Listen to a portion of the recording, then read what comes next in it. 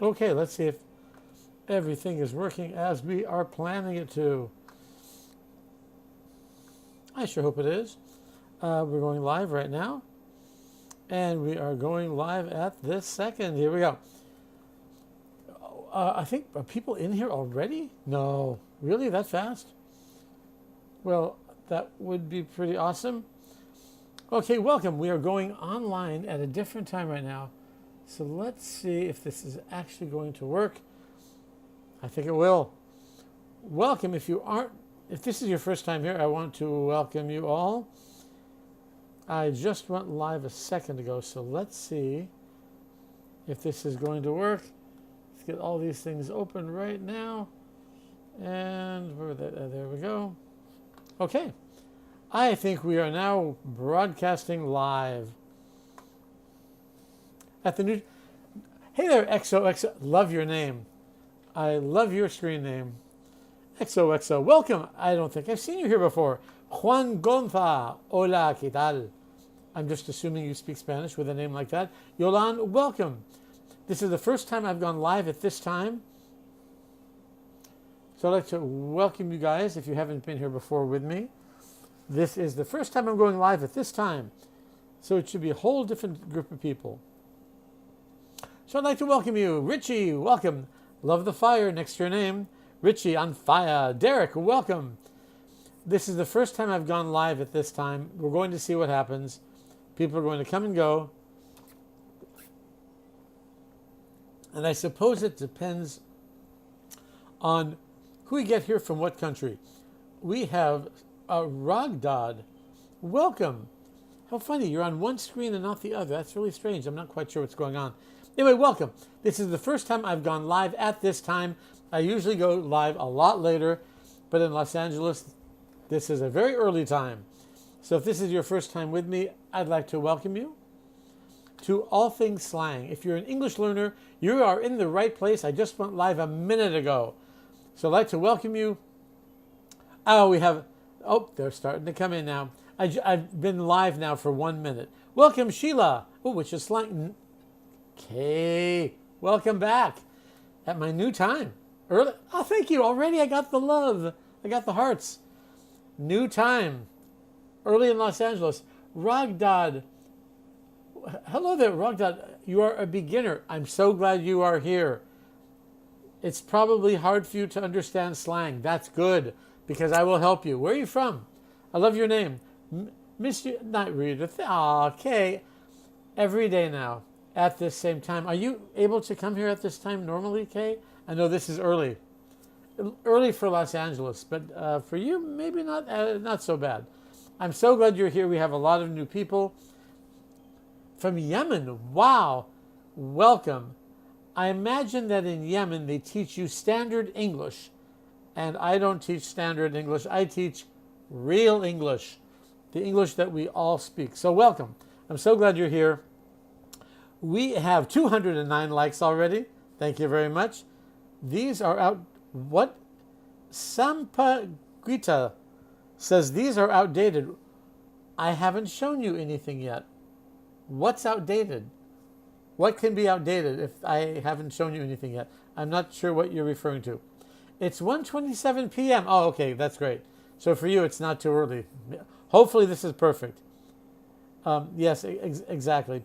Yeah, Sampa Gita, I just have to warn you, this is a place where we learn slang and we respect each other. And if you can't do that, I've got the magic to.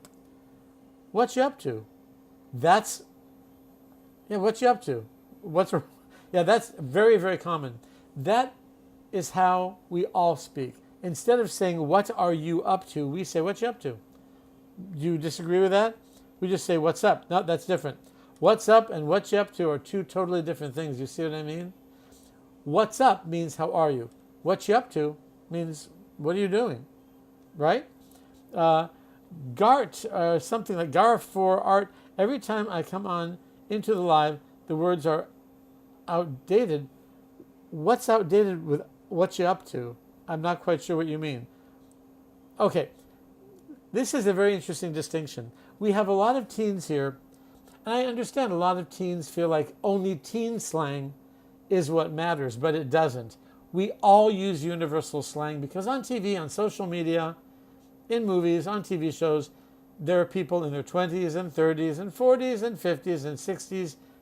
Universal slang. What you up to? What are you up to? That's just how we speak. Yeah, WYD, we would never say that. That is in texting, right? So that's different. That's a different category, which we will talk about. We will talk about texting abbreviations as well. Okay, so teach music, teach life. Wow. Yeah, exactly. Teach music, teach life. First of all, I'm a musician. I was trained as a classical pianist since I was 4. So welcome. I'm so glad you're here. Yeah, that's why I want to be very clear. Exactly, Raghad from Yemen. Oh, you're in Egypt. We have people from all over coming in. It's really important that teens understand there is teen slang, which I love. There's more than just teen slang. And you just said it. I love. We say WYD. Sure, in texting, what you doing? Sure. But I'm talking about universal slang used by everyone. And I think if I said to you, what you up to today? You would just respond, right? Because it's very normal. Night reader, yes, I will. Can I do that right now? Oh, I can't. Kay, I will do that right after this. I'm putting you on as a moderator. I would love that. Kay, I would love that. Thank you, thank you, thank you. Yeah, no one says WYD out loud. Exactly. So I appreciate that you're participating. Believe me, I want teens in this room, and here's why. You teens are creating the new language. Now, slang has been around for centuries. Okay has been around for centuries. Cool, awesome, around for centuries. Even Shakespeare used awesome and cool. Great, Kay, I would love that. Teacher, do you have online courses? Yes, absolutely. I will show you. Don't go away. Sampa Gita, Wayne's World slang. Okay, you know what? Sampa Gita, we're just going to click you out of here. Bye-bye. And just like that, he's gone. So easy, right? Slang definitely changes over time. That doesn't mean the current word is irrelevant. Yes, yes, exactly. That's what's so interesting. We have slang we have been using for years and years and years. We're going to talk about that slang. Slang that's been here for 50 years and it's going to stay here for 50 more years. Then there's a whole other category of slang, thank you, which is teen slang. That changes day to day to day. So what I'm trying to help English learners with is the slang we all use that you will hear on social media, on TV. If you don't know who I am, let me just pull this up. I am SLANGMAN, David Burke. I've been broadcasting on Voice of America, which is the broadcast arm of the United States government, for over 6 years to 500 million English learners who have learned English, just like many of you have, but they can't understand someone like me from Los Angeles. That's because you're learning standard English, which is fine to pass a test, but I am here to tell you that the English you're learning in school, typically, which is standard English, that's not how we speak. I'm going to teach you how we really speak. Even what you saw on the screen, we're going to talk about that, is the way we really speak. So I have authored 30 books on slang. These are my newest slang books. They were just released early this year for 2026. They are digital subscriptions. So if you want to learn our real slang, our real idioms, our connected speech, which is that fast English we all speak, and we're going to talk about examples in just a moment. Here's what you do. I'd love to show you the books. You can open them for free. See that image of me up there, or if you're on a laptop over there, you'll see me like this, where it says SLANGMAN David Burke. You tap that profile picture and write down the link. I don't want you to leave yet. I want you to stay with me. But write down the link. It's a very short link. It starts with SLANGMAN and it ends with live.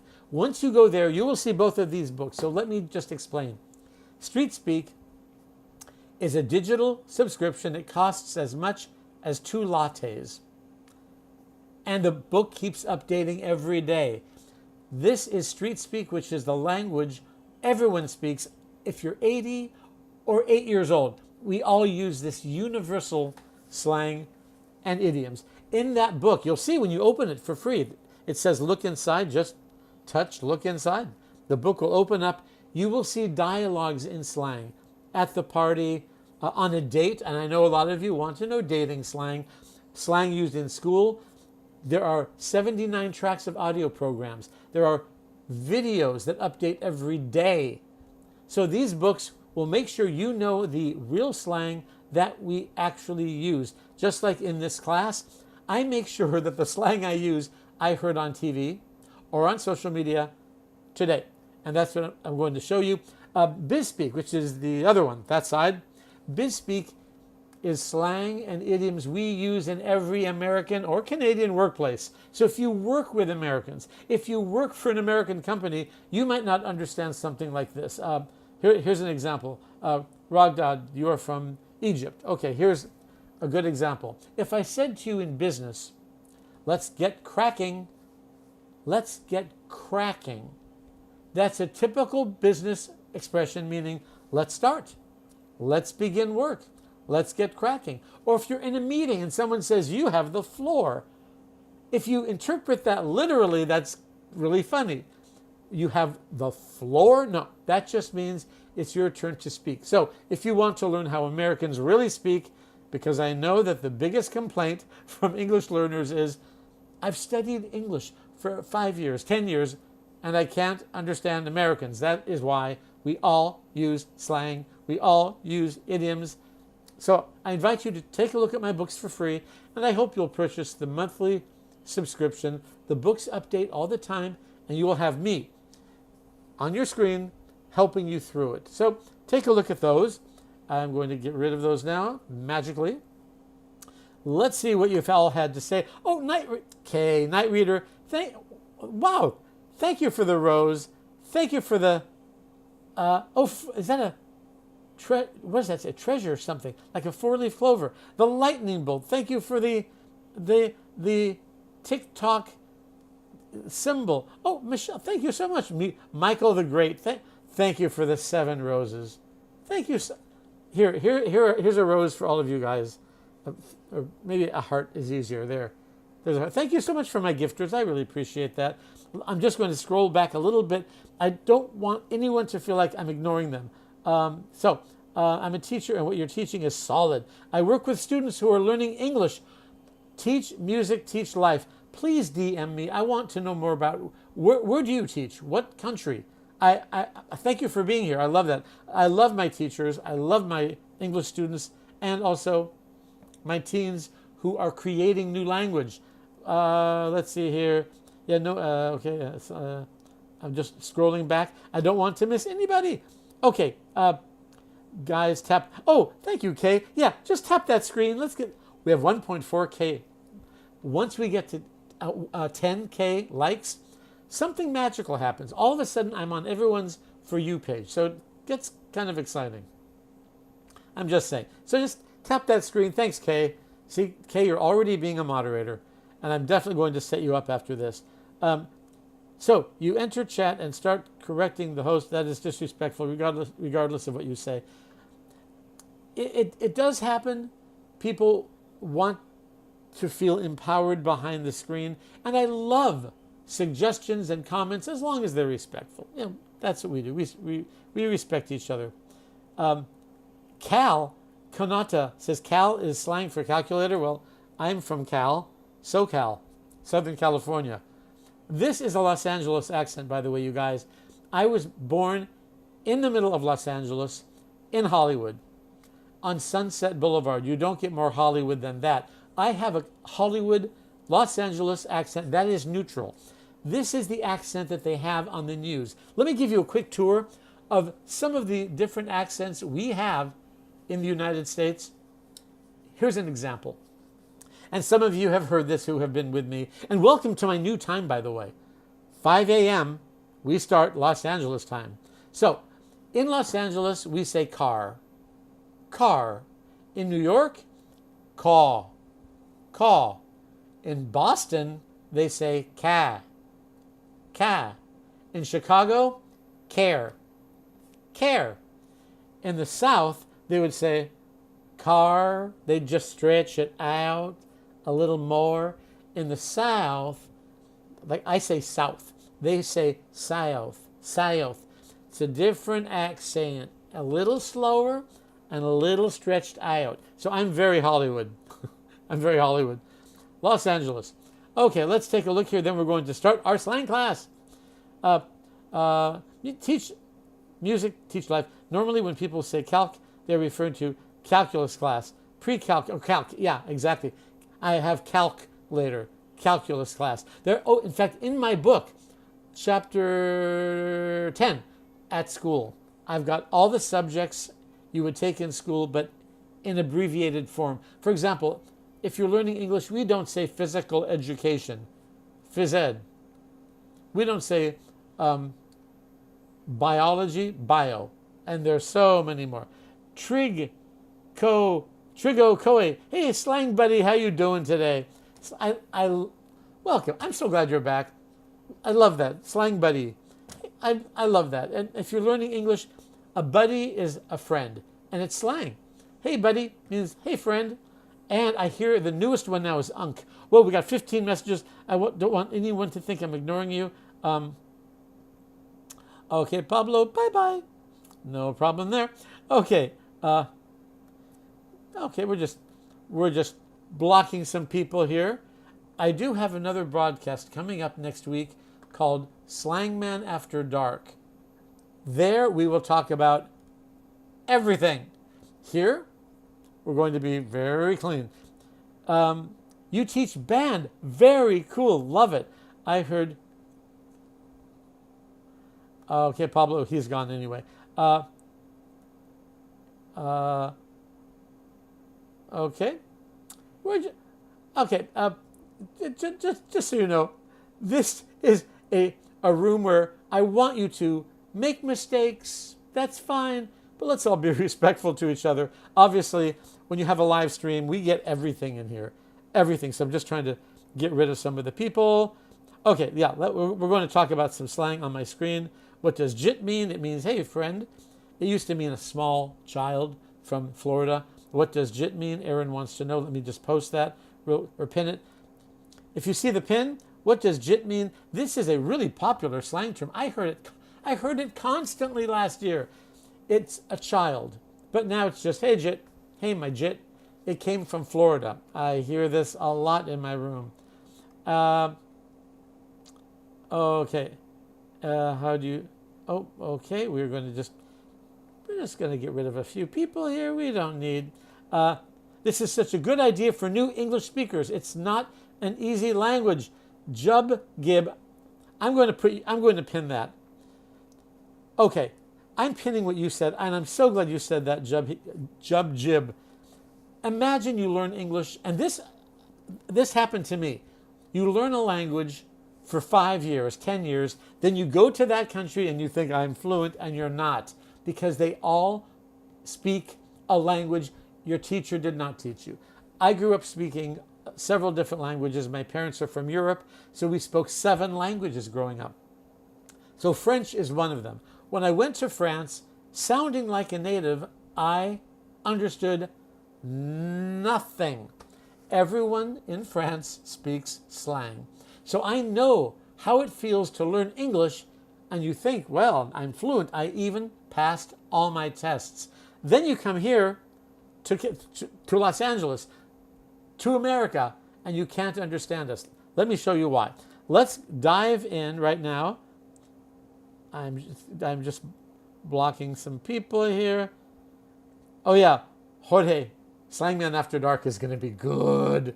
I'm going to I have to be careful what I say, because it'll be somewhere else, but I will let you know that. Venezuela, hola, ¿qué tal? ¿Qué onda? Good morning, how are we doing? Jax, welcome back.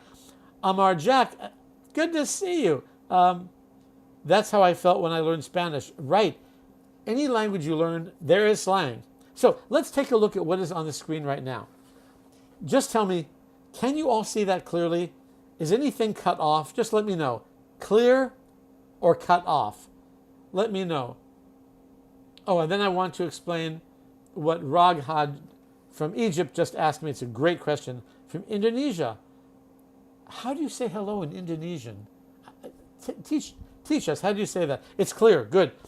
Raghad just asked a really... thank you, Jorge. Thank you. Crystal clear. Okay. So, what is the difference, you said, between slang and idioms? Good question. So, slang is informal English. So, there's academic English. Very formal, academic, standard English. Slang is just informal. So, oftentimes, we take a word. I'm going to give you an example. Is this slang? Yes or no? Down. That direction. Down. Apa kabar? Apa kabar is hello in Indonesian. Apa kabar? Apa kabar? I have to write that down. I hope I said that right. So is the word down slang or standard English? Obvious question, right? Is down standard English or is it slang? The word down.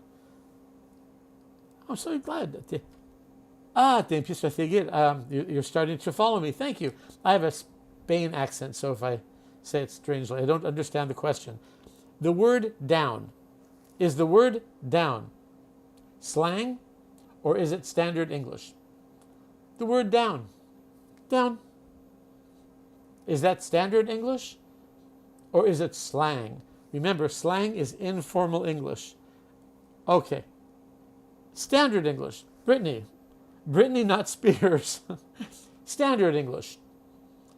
Actually, it depends.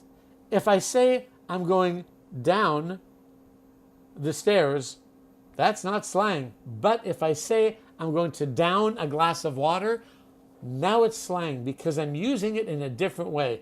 I hope that did make sense to you, Raghad. Yes, down is only slang if we use it in a way that it wasn't originally intended.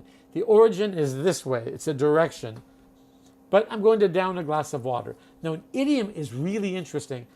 An idiom is a lot of words, or I should say 2 or more words together. Each word has its own definition. For example, to bend over backward to help someone. But if you put all the words together as a group, they have one definition. To bend over backward to help someone means to try really hard, to exert a lot of energy and effort to help someone. That's an idiom where you have to take all the words together. For example, I am having a blast in SLANGMAN's slang class. To have a blast. Well, literally, that wouldn't make sense. But together, it means one thing. And if you're an English learner, memorize this. I'm going to write this down. Bom dia. There's someone from Brazil. I'm having a blast. If you look on your screen in the comments, I'm having a blast means I'm having a great time. I'm having a blast. A really popular way to say I'm having a lot of fun. Okay, now let's... Argentina. Okay, Argentina, speak with Anna. Argentina, if you ever go there, you know what I'm talking about, Anna. A submarino, that's a drink, hot creamy milk with a chocolate bar. Bloop, you drop it in like a submarine. Un submarino. Fantastique. LMAO, is this class? Oh, we have somebody. We have a troll. This is very exciting. Kevin Brooks, 4280. This is called a troll, everybody. Is this class for old people? This is called a troll in slang. So what is a troll? So a good word, a good slang word, it means someone who comes into your live stream who says things that aren't very nice. They try to make you angry. They try to say the opposite of what you're trying to teach.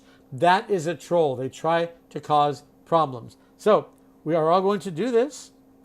Where's our troll? Kevin, bye, troll. But I'm glad you were here. Thank you for being here, because it's nice to be able to explain what a troll is. And there he is. Amar Jack, do Americans in lives speak formal or informal English?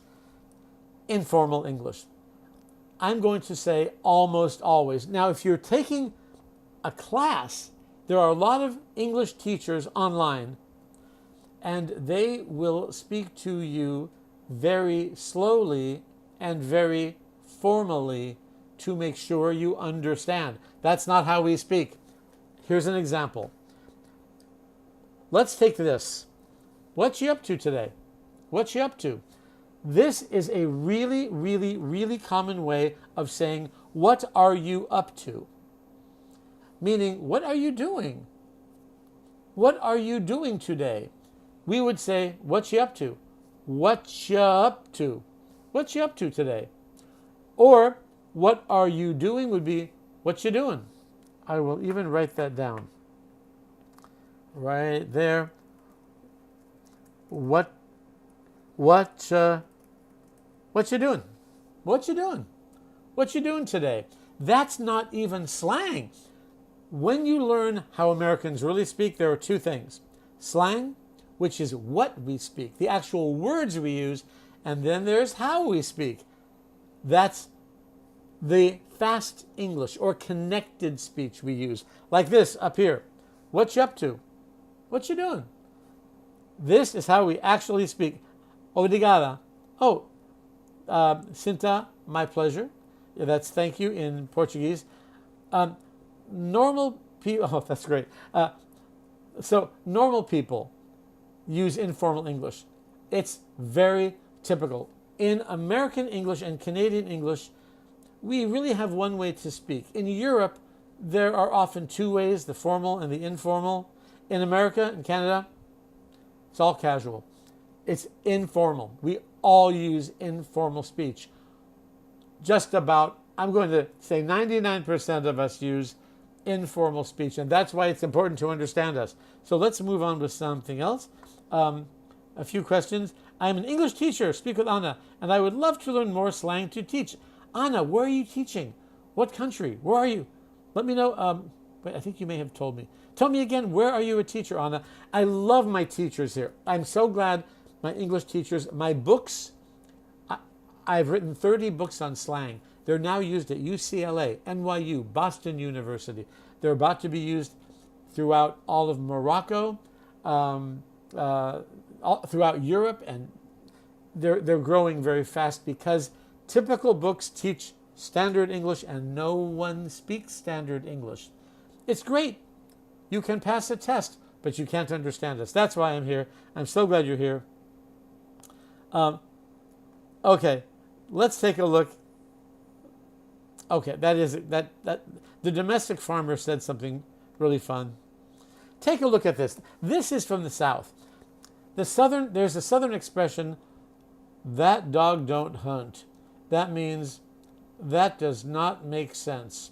And in the South, they will understand that. If you say that to someone like me in California or to someone in New York, they'll say, what does that mean? That's a very Southern expression.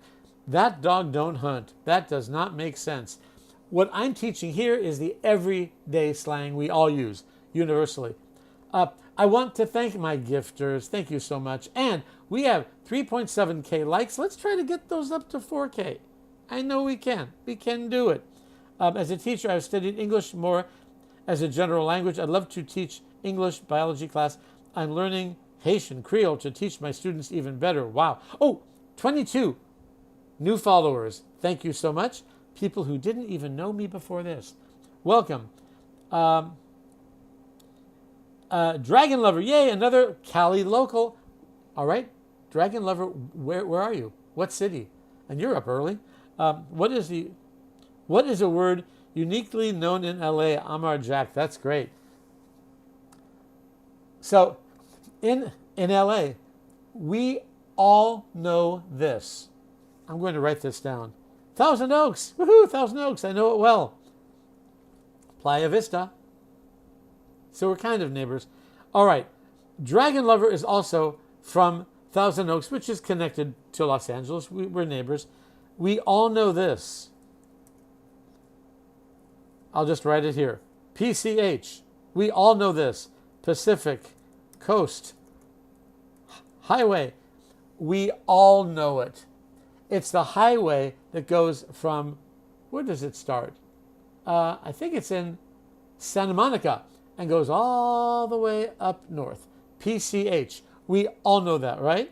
Oh, thanks, Nida. And I just washed it. Thanks so much. So we have the same accent then. We have someone here from Thousand Oaks. For those of you just joining me right now, just to tell you a little bit about who I am SLANGMAN David Burke. Just so you know who's talking to you, I am the author of 30 books on slang. French slang, Spanish slang, Italian slang, German slang, and now I've just released the 2026 Street Speak books, because we all use Street Speak, and Biz Speak, which is typical slang and jargon and idioms, expressions used in business. If you want to really understand Americans, and I know it's really hard, you study English, and it's expensive to buy the books and take the classes. You study English for 5 years, 10 years, and then you go to the United States and someone says something like, "What you up to?" "What are you up to?" Meaning, how are you? What you up to? And it's really confusing, right? If you want to understand Americans, please take a look at my books. The subscription, they're digital subscriptions, they're multimedia, videos, audio programs, text, a little bit of everything. Take a look at my profile picture up there somewhere, or if you're on a laptop, I think it's over there somewhere. Tap my face. It's the one where I'm doing this. And it says, SLANGMAN, David Burke. Tap my profile picture and write down that link. And go there after this. It starts with the word SLANGMAN. It ends with the word live. It's a very short link. It will take you right to Street Speak and Biz Speak. And then you'll see, look inside.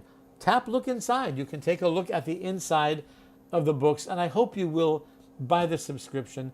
The videos update every day. When you buy my subscriptions, which cost the same as 2 lattes, they're a lot less expensive than the books I know you purchase to learn standard English, which no one uses. My books will teach you how Americans really speak.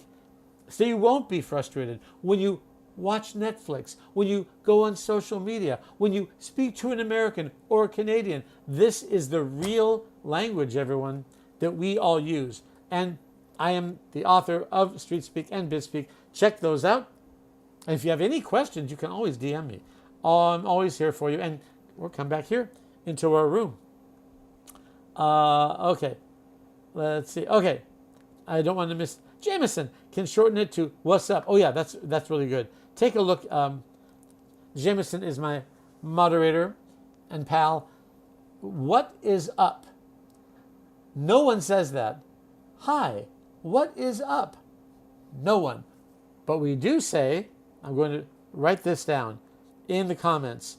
So we say, so what is up equals how are you? But we don't say what is up. You have to say what's up or what's up. Take a look there in the comments.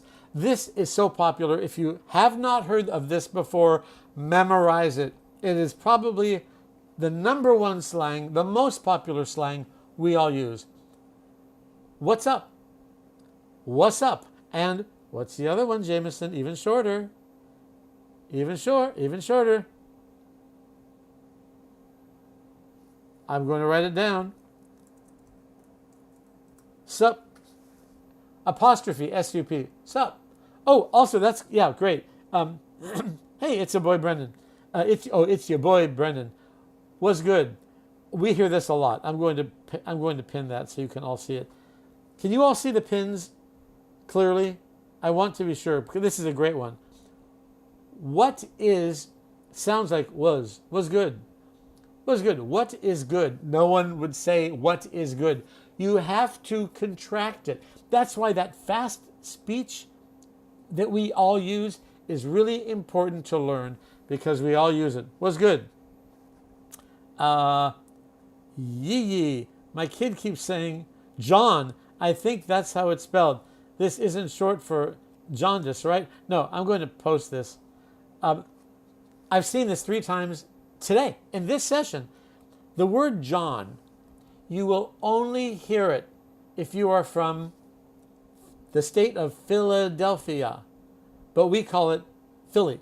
That's slang for Philadelphia, and everyone uses it, Philly. It's a special word. It means a thing, something you can't name. What is this John? What is this thing?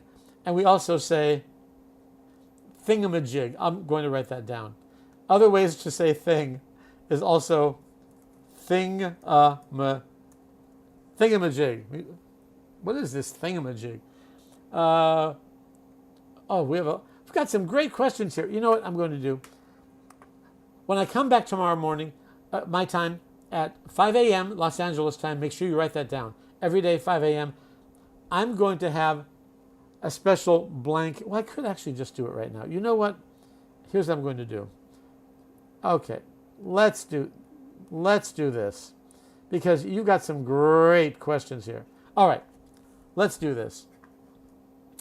I'm going to back up here because I want to make sure I'm answering everything. Okay, Dubtown Kells says, say something we say in the South. My dog. What part of the South are you from, Dubtown? So dog is often pronounced in the South, dog. My dog. I have a Los Angeles accent, dog. In the South, in most parts of the South, dog. Well, tell me where you're from. That would really help me. Really? In Iowa? Really? You say John also. Arkansas. Love the accent in Arkansas. I love the southern accent. It's beautiful to me. Okay, so let's take a look at some more slang that we all use. Doesn't matter what age. This is an important one because a lot of you have learned British English. And this slang, you need to know the difference. Let me know. Just type in the comments, American or British. Which one have you learned? British English or American English? I would love to know. There we go. Let me know, British or American. Because this word is really important to know. It's really popular in both. It's, yo, why so heated? Okay, that's how you would define that. It depends if it's American or British. Okay, Fernando, you're learning American. Thinker, American. Ethan, American. Let me explain. In American English, the full expression is, and I'm going to change this on your screen up there. So look over there to the top. So the full expression is, why are you so pissed off? It means, why are you so angry, pissed off? But in slang, we like to shorten everything as much as we can. So why are you so pissed? That means angry. Why are you so angry? But if you're in Britain, what would that mean? In Britain, what does that mean? Why are you so pissed? It's a little different. It's a lot different. Pissed means drunk in England. So you have to be very careful when you say, I was so pissed last night. If you said that to someone in Britain, they would figure you had too much to drink. If you say that to someone in America, pissed just means angry. Really, really, really common. Hey there, I love your name. And I don't think I can say it because the platform thinks I might be insulting you. So, hi W ending in O. Welcome. Thank you, 33 new followers. I'm so glad you're here. And we have 4.3K likes. Let's try to get those up to 5.0. Then things start to change. I land on the For You page. Amar Jack, can I call you Angelino? Actually, I'm called a Los Angelino. Los Angelino. That's the whole word we would use for somebody born, like me, in Los Angeles. And there's some other words too. Again, certain things I can't say on here. But when I do my next broadcast next week, SLANGMAN After Dark. I can say anything. We'll talk about that later. Okay, let's take a look at the next one. Some more slang, and welcome to the slang class. All things American slang words, and American slang words are something you need to know if you really want to understand us, because we all use American slang words every day. I would say we might even use 20 or more an hour without even realizing it. It's a boy, Brendan. I'm having fun learning my own generation of slang. If you have some slang you want to give me, it's your boy, Brendan. Oh, it's your boy, Brendan. If you want to give me some Gen Z, I'm guessing you're Gen Z, let me know. Give it to me. Okay, let's take a look at some more slang. Just heard this yesterday. The next slang, all this slang I'm showing you, I heard on TV yesterday and today, and on social media. Just heard it within the past 24 hours. Copy that. I hear that a lot. And this is from one of our national TV shows. This one is called Below Deck. Someone was on a walkie-talkie and they said, copy that. And we use it even without a walkie-talkie. It just means, I understand. Copy that.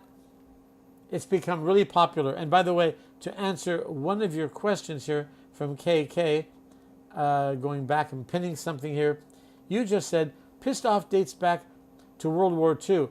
Could be even longer than that. I'm guessing even longer. Even longer. I can check, but it's something that we all use.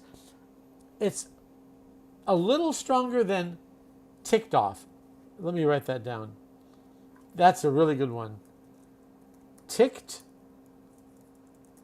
off equals angry. So take a look. I'm going to pin my own comment. There we go. There, I'm pinning it. So ticked off is really popular for angry. And the other way is, of course, as we mentioned, pissed off equals angry. It's a little stronger. Let me now pin that one so you can see it. Boom, pin. Pissed off or pissed. I'm pissed. I'm angry. Oh, yeah, that's good. Okay, now Melissa's turn. Melissa Suryaga to say copy that. And I actually do use this. I'll say roger that. So when you're talking on walkie-talkies or on something called a ham radio, I didn't think they existed anymore, but someone yesterday told me they do. When you talk, you can say copy or copy that. It means I understand. Or roger that. Roger is the first name of someone. But in the world of CB radio, which is Citizen Band Radio, in CB is how we call Citizen Band Radio. In CB radio, we just abbreviate all the time and say, copy that, roger that. That's a good one, Melissa. And what's another one here? So KK. Oh, so really, that is from World War II, pissed off. It does date back to that. I didn't know that. I just know we use it all the time. I love that. I love knowing where these things come from also. Peeved. Yeah, that's good. Let me put that up there. So Clobe just said peeved is also super localized. Yeah, I'm really peeved. That's a good one. I'm really angry. I'm peeved. Can you guys see when I pin it, you can see that, right? Is that clear? On my screen, it's a little small. Hopefully you can see that. So peeved, good slang. I'm angry. I'm peeved. Okay, let's go to the next one. I'm our Jack. Yeah, let me just tell you. Let me pin that. You want to know what the difference is between pissed off and ticked off. They both mean angry. For most of us, we use both. But I'm going to say pissed off is a little stronger than ticked off. I don't think I would say I'm pissed off with a boss, with somebody who is a superior. I'm pissed. I would say ticked off. But with a friend, pissed off is, I'm pissed off. They're very close. I feel like pissed off is just a little stronger, but we use both all the time. Really popular. Really, really popular. Okay, let's take a look at the next. Okay, so the next one. Oh, okay. I heard this yesterday. So in standard English, you would hear, he is annoying me. He is annoying me. But it's good English, but it's not very interesting. It's not very colorful. It's not street speak that we all use. We would say, he's driving me up a wall. This is an idiom. Again, we talked about idioms. An idiom is a group of words where each group has its own definition. Driving me up a wall. Well, literally, no one is actually putting you into a car and driving you up a wall. No.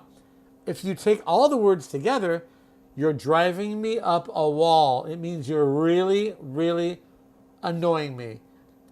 You're annoying me so much, I just want to climb up a wall so that I can leave you. You're driving me up a wall. Really, really popular. Oh, that's good, MR Jack. Yeah. Let me pin that. That's good. Really good. Oh, there are a few of them. Oh, I'm going to give you another one. To get under someone's skin, you're really getting under my skin.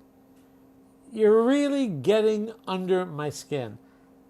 Here's another one, my favorite, which I forgot about. My favorite, you're working my last good nerve. You're working my last good nerve. So there are two expressions that use nerve. There is you're getting on my nerves, and you're working my last good nerve. I love the second one. It makes me laugh. I think it's funny. You're getting on my nerves. That's slang, and it's perfect. It means you're really annoying me. But you're working my last good nerve. That means you are annoying me so much that if you annoy me anymore, I may have a problem. So that's a really, really good one. Great. Thank you for that, Amar Jack. See, I speak slang normally every day. We all do, every native speaker. So a lot of times, too, when I'm doing the live streams, I'm going to say something in slang without realizing it. If I do, just say, SLANGMAN, stop. What did you mean? It's just so normal to use slang. Let's take a look at this one. Oh, great. I heard this yesterday. Really, really, really popular. So, gotcha is a reduction of got you. Okay? But here's the interesting thing. We always tell students that you can reduce you to ya if you want. How are you? Or how are ya? You can if you want. You don't have to. But with gotcha, you must reduce you to ya. And got ya, when there's a T and a Y together, when you say it quickly, got ya, gotcha, gotcha. So oftentimes you'll even spell it like this, G-O-T-C-H-A, gotcha. Now, so you must reduce it. You can't say got you. Got you. No, if you said that to an American, I don't think we would understand. But gotcha, we would understand it. Absolutely. Gotcha means two things. It depends on the context and on your face. So if you tell me something, you give me instructions, and I say, oh, okay, gotcha. That means I understand you. Gotcha. But if I try to trick you, maybe I lie about something, but something funny, nothing serious. I lie about something and you believe me, like I tell you, I found $1 million and you believe me. After a few minutes, I would say, gotcha. Gotcha is different from gotcha. I'll explain. if you give me instructions and I say, gotcha, it means I understand. But if you tell me something wild, really hard to believe, and I believe you, and then you say, gotcha, it means I was kidding and you believed me, ha ha. That's another way we use gotcha. So it depends on the context. It means two completely different things. The same words mean two different things. That can be confusing. Oh, thank you, Amar Jack. I appreciate that. Oh, that's really good. Oh, we have to talk about this. Okay. This is a great one. In fact, you know what? I'm going to put this on our blackboard. This is really good. Okay, and if you're an English teacher here, this is going to sound really strange. And English teachers don't like when students use this word. They don't like it at all. Ain't is Southern speak. Now, this was used in the time of Shakespeare. This was beautiful English. And for some reason, it took on a different connotation of not being educated. And a lot of people in the South many years ago didn't have the same access to education. So they were using ain't, which the Northerners thought, well, that's bad English. But the truth was, that was Shakespeare. All that to say, today, in today's society, ain't is considered bad grammar. I ain't kidding you. For example, you ain't kidding, which means you are not joking. You are not kidding. Great word, to kid someone, to joke with them. Now, it would be normal to say, you're not kidding. But when you purposely use ain't, you are purposely using bad grammar, which makes the statement stronger. And we all do it. You ain't kidding. In fact, we would even often abbreviate, shorten kidding to kiddin'. Really popular in English. The ing ending, it's really popular to abbreviate it even more with just an apostrophe. And we lose the G. You ain't kidding. When you say that to someone, you ain't kidding. I promise, if you are, as a native speaker, you say that to a native speaker, you ain't kidding, they'll say, where did you learn that? Only native speakers know that. You ain't kidding. Because we're purposely being incorrect to make a statement. You ain't kidding. So learn that and try it out. Next time someone says something to you that's definitely true. It is hot today. Whew, you ain't kidding. You say that to someone, they will be shocked. Where did you learn that? That is slang that is reserved only for native speakers of English. Not now. Now you know it. Oh, that's good too. Okay, that is good. Okay, I'm going to pin something else. This lesson is writing itself. Finna. Can you all see that? When I pin something, you can see it, right? Finna. Just let me know. Yes? Can you see when I pin? Yes? No? Can you see it? Just let me know. Yes, great. Thank you, Julian Morrison. Thank you. Good. So, this is a really good one. This has become so popular.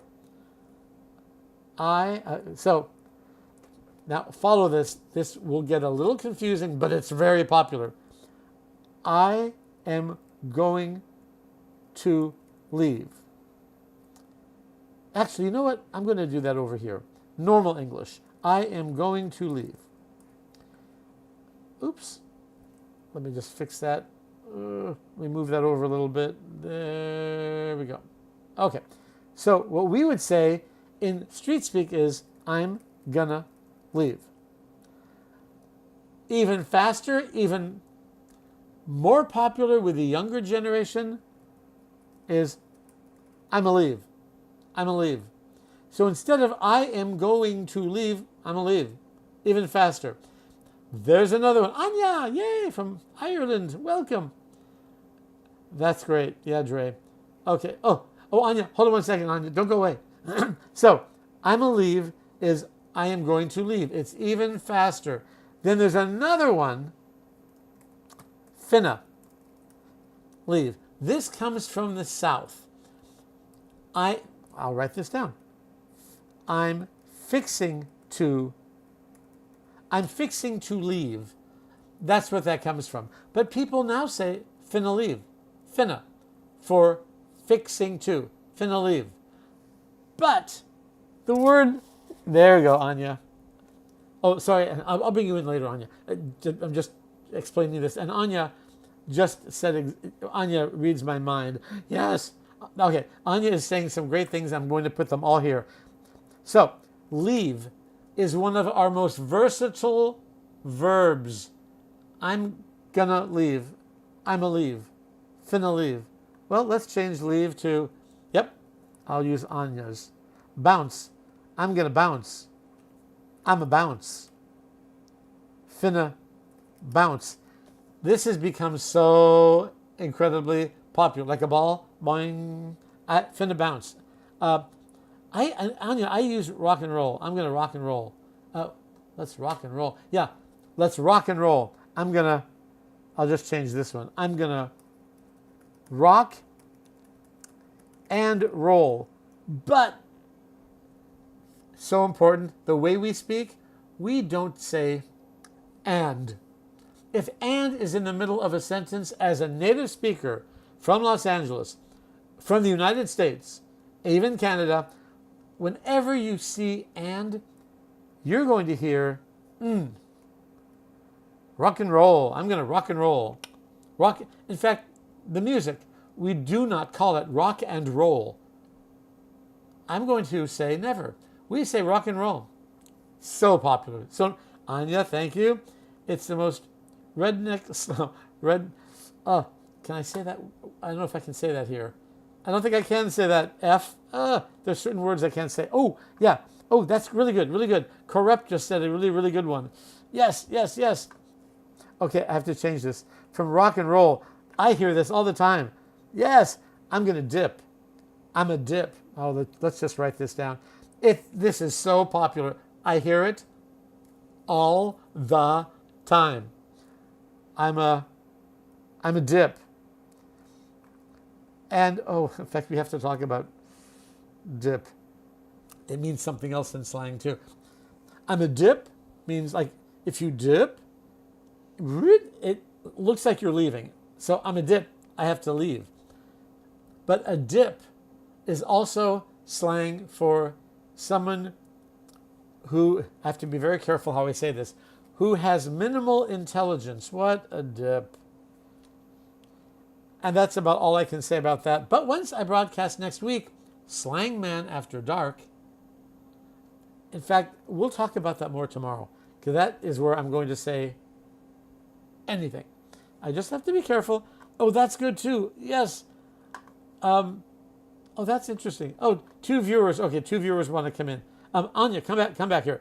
I'm going to bring people in. View. Why isn't it letting me bring you in? You guys, I'm really sorry. It's not. It wouldn't let me bring you in. Try that again. Try that again. I pressed yes. I'm experimenting with some new technology. So try again. Head out. Oh, that's really good. I'm a head out. That's another great one. I'm a head out. Boop. Again, if you are learning English, these words that we're getting from other native speakers are so good. For leave, I need to leave. Slang, I am going to leave. I'm going to head out. Dip, hit the road. No one said hit the road. And I use that one a lot. I'm going to hit the road. Super popular. Super, super popular. Let me know. Oh, that's good. Aves. That's really good. I say all of these. Okay, I'm writing them all down. 1 second. The platform wants to make sure I'm a human being. Every now and then it asks me, are you human? Answer this question. So I have to do that here and there. Okay, that's really good. Okay, I'm gonna, what did you give me? Dash off. Another one that's really good. Dash off. I'm gonna dash. Dash off. We have a lot of what they call phrasal verbs. They're slang, like pissed off, we talked about, but we just get rid of the preposition, I'm pissed, I'm angry. I'm going to dash off, I'm going to dash. There was another one. Oh, yeah, all good. This is one that I do use. Oh, there's so many good ones. I'm going to peace out. Oh, peach. Peace out. This became really popular, like, I don't know, 30 years ago. But people still say it. Peace out. Peace. Back in the 60s, people were saying peace because during the Vietnam War, people were saying peace for goodbye. And now, just like in Arabic, shalom, or salam, shalom in Hebrew, peace, peace. So peace out means I'm leaving. I'm going to peace out. And there's another one that I use all the time. Oh, yes, yes, yes. Oh, that's... You guys are really thinking here. You're giving me awesome slang. We have a lot of people from other countries learning so much from you. Split. I'm going to split. This was really popular in the 60s. I'm going to split. Or we would also say, okay, I'm going to give you something super, super, super American that only an American would know. Oh, Anya. Okay, we're going to bring Anya in from Ireland. This is great. I think we have the same. Anya, I don't know what's... Anya, for some reason, this is not working. Every time I say, yes, invite, come in, it's not working. Anya, I'll figure out what's happening with this. I think I have to contact that company up there, Ecamm. Something's not working because I can't bring you in and I want to. I promise you, by tomorrow, come back. I'll get you on here because I want to talk about our accents. Okay. This is super, super American. If you say this next thing to someone, I'm going to split. Okay. What do we say, people in the United States, native speakers? I'm going to make like a what and split. This is so American. If you say this to an American, their mouth will drop open and they'll say, how? Did you ever learn that? I'm going to make like a blank and split. Oh, Elver, that's a good one. We have a lot to talk about. Okay. You must all know that. I'm going to make like a what and split. It's a dessert. We all know this. Oh, okay. Banana. There it is, corrupt. Thank you. I'm gonna... So, and let me explain to the people learning English. I'm gonna make like a banana and split. A banana split might be one of the most delicious desserts we have. I'm just saying it's 3 scoops of ice cream. I'm actually drooling. 3 scoops of ice cream. And there's a banana on each side with hot fudge, caramel syrup, and pineapple topping of some kind. It's called a banana split. So for a long time, people were saying, I'm going to split or I'm going to make like a banana and split. If you said that to someone in America, they would be shocked that you know that. And by the way, just to let you know who I am again, some people are asking, who are you? I am SLANGMAN, David Burke. I have authored 30 books on slang. These are now released for 2026. If you want to learn how Americans really speak, I hope you'll take a look at my digital subscriptions. You can open them up for free. Right now, today, you can have them on your laptop, on your mobile phone, mobile device, whatever you have. They are digital subscriptions, multimedia. And if you've taken English for a long time and you don't understand us, there's a reason you can't understand us. And it's not your fault. Your teachers may not have taught you the real language of the people, and that is slang and idioms and this connected, fast speech. You just saw we have so many people participate. I mean, I'm loving this. There are so many people participating in teaching you, English learners, our real slang. And this is what I love. We are all teachers of our own language. We all know our own language. I just created books on it because I thought it would be very helpful to you. If you want to learn how Americans and Canadians and people from the UK and New Zealand and Australia really speak, check out my books. Street Speak and Biz Speak. You'll see my profile picture up there, over there, if you're on a laptop, where I'm doing this, like that. And it says SLANGMAN, David Burke. Tap that, and you'll see there's a link right there. That will take you to my books. These are digital subscriptions, multimedia. There are word games, crossword puzzles, dialogues in slang, 79 tracks of audio programs, because you know you have to hear us speak in order to understand us. And you don't have to speak like us. That's not what this is about. This is about you understanding.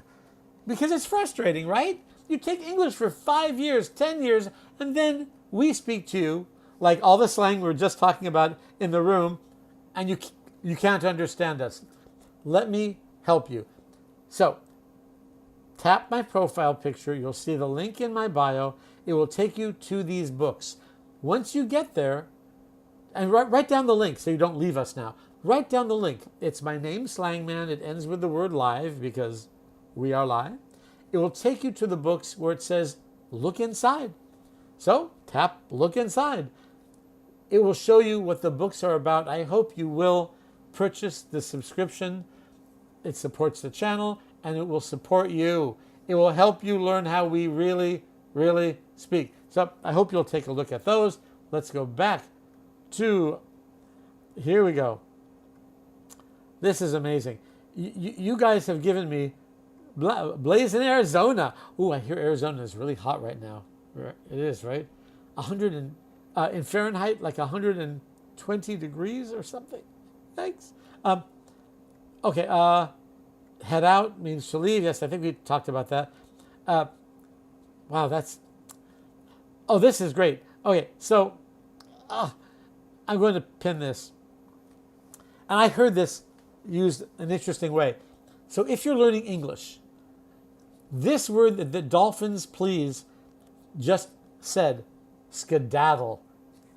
This is really good because it comes from around 1920s, 1930s. Let's skedaddle. We only use it in jest. That means we know it's old, which is why we like to use it. Because it's funny when you use older slang. It's like groove, the word groovy. No one uses groovy anymore. It was super popular in the 60s. But we do use it knowing that it's old because it makes it funnier.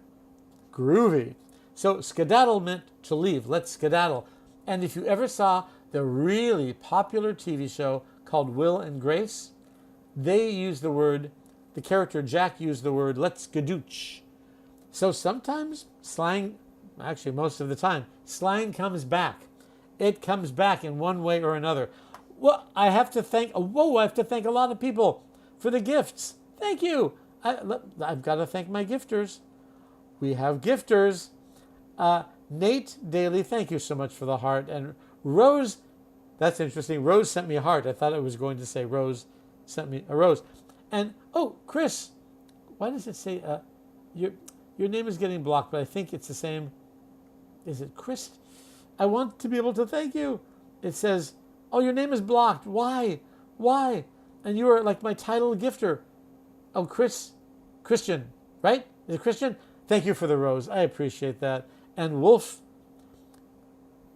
everything's kind of cut off. I'm really sorry.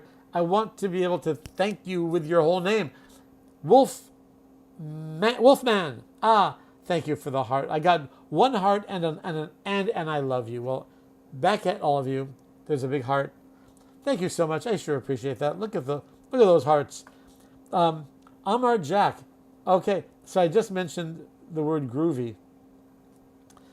So I'm guessing you haven't heard the word groovy. Groovy was the #1 word in the 1960s. It meant fantastic. Groovy. That's groovy. Now we don't use it as much. But there's something else we do use. Aves, come back. Good to see you. Thank you. Okay. Oh, that's good, Aves. I'm out of the groove. Okay, we're going to get back to that. Oh, that's a good one. So groovy I'm going to show that. So groovy used to mean that's really cool. But we'd also say, I'm going to pin this one now, I am out of the groove. And do you know why we say that, Aves? I love this expression. Remember those big records? They're called LPs, long playing albums. There are lots of grooves in there. And if the needle goes out of the groove, it skips and it sounds terrible. So we would say, if you're in that groove, this is where groovy comes from, and in the groove, if you're inside the groove of the record, it's groovy because you're inside. No problems, that's groovy. If you're out of the groove, it means you're not up to date with your information. You're out of the groove. I'm out of the groove. Fantastic. Okay, so yep, that was groovy. I use it all the time now. I use groovy too because I'm SLANGMAN. I can, right? And Aves, if you are in the groove now, I think you're really groovy. I'm in the groove. There's a song about that, right? No, that's In the Mood. Well, there should be a song about it. Maybe we can write a song together. Okay, let me first thank thank you. My fan club. Let's talk about that. My fan club is going to get really big and fun and exciting tomorrow. So this is the first day that I am broadcasting now regularly. 5 a.m. Los Angeles time. 5 a.m. Los Angeles time. The membership area, I'm about to add another tier to it. In my top tier, and you'll see everything's going to change a little bit tomorrow, so please take a look at the membership area tomorrow. It's going to be fun. What I'm going to do for the top tiers, I'm going to offer me one-on-one teaching in this room. So people will come into the room. I'll teach them one-on-one while we all watch. And then that person will leave, we'll bring in someone else. A one-on-one class, 5 minutes at a time. My top tier, my 4th tier, I'm thinking of doing the diamond tier where I'll do lessons for a really small class so everyone can really participate. So we're going to talk more about that, but that's going to be really fun. And I'm going to start gamifying. Every 10 minutes or so, we're going to do a game, whether it's the game of Hangman. Remember that game when we were kids? Or like Wheel of Fortune, and it will all have to do with slang. So not only will we talk about slang, we are going to play with slang words so you can all participate. So this is going to be really exciting. Okay, I have to pin this. Thank you, H2O.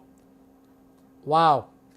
I want you all to look at this because if you are not from New York, you don't understand that. If you're from New York, you understand that slang.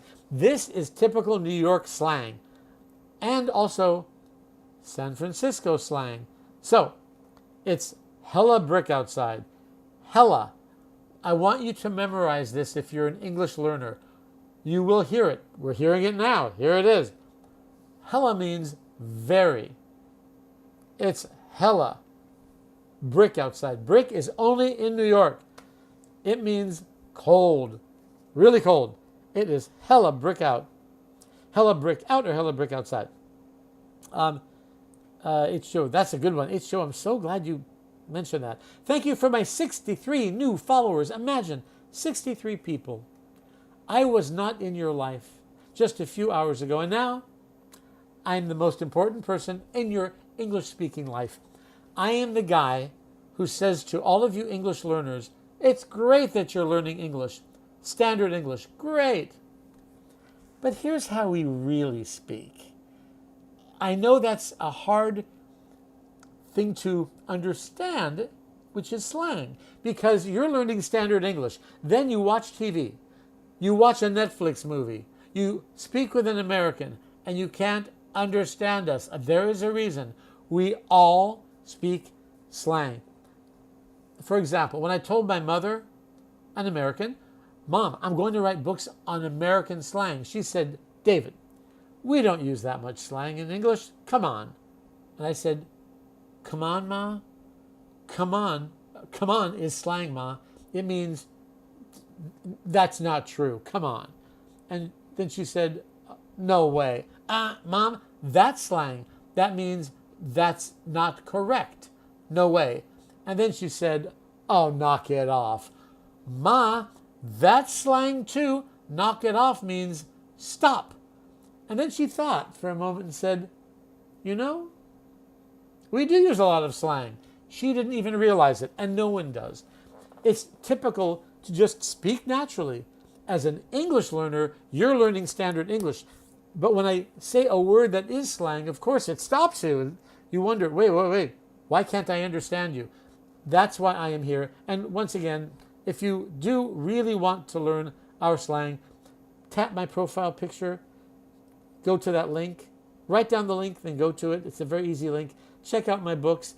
They're the digital subscriptions I've recently released for 2026. If you want to learn how Americans really speak, these digital multimedia books, videos and audio programs, and you'll get me as your teacher talking to you, they will teach you how we really speak. There's biz speak for business, slang and idioms, then street speak, which is the way we all speak, what we're talking about in this room right now. So, and AN9A, I'm not sure how to say her name. You're saying, please, want to speak with native to learn more. Please check out my books. They will really help you. They will really, really help you. You will hear people speaking. And in this room, I will help you speak. My books are reading, writing, listening, and speaking. So do take a look at the book. Let's see, what else do you have to say here? You teach here those words. So I'm teaching you a few words. It's what we call the tip of the iceberg. Let me write that down. It's a great expression. The tip of the iceberg. Okay, I'm going to pin this. This is a great expression. I am teaching you the tip of the iceberg. So I want you to imagine an iceberg. You know that triangle of ice in the water? We say this is just the tip of the iceberg. That's an idiom. The tip of the iceberg. Have you ever seen an iceberg? What might look big on top of the water, below the water, it's huge. It's even more. It's even bigger. So when someone says this is just the tip of the iceberg, it means this is just a little. When you compare it to all of the slang in my books, this is just the tip of the iceberg. So I'm so glad you guys are here. Oh, that's so good, Aves. Okay, I have to pin this. This is great slang. To make a beeline, please use this. It's very clean, and it's a great, great slang expression. Aves, I'm so glad you mentioned that. A beeline. It means a direct... I have to make a beeline. It means to go from one place to another straight. For example, you would say, and it's a common expression, I need to make a beeline for the bathroom. A beeline. I have to make a beeline. It means I cannot get stopped. I cannot make a detour. I must go direct. I must go from here to there fast. I need to make a beeline. Let's say you're having friends at your house for a party and you run out of red wine. You would say, oh no, I need to make a beeline for the market before my guests arrive. A beeline. That's a really good one. Thank you for mentioning that one. Love that. Let's see. Slang versus dialect. Sure, thinker, that's a good one. So, pinned comment, slang versus dialect. Slang is the informal words we use. They are non-academic, they are non-standard words. For example, I need to split, I need to leave, which we were just talking about, that's actually still on the screen. Or I need to dip. Dip is slang. A dialect is the accent that people use in their region.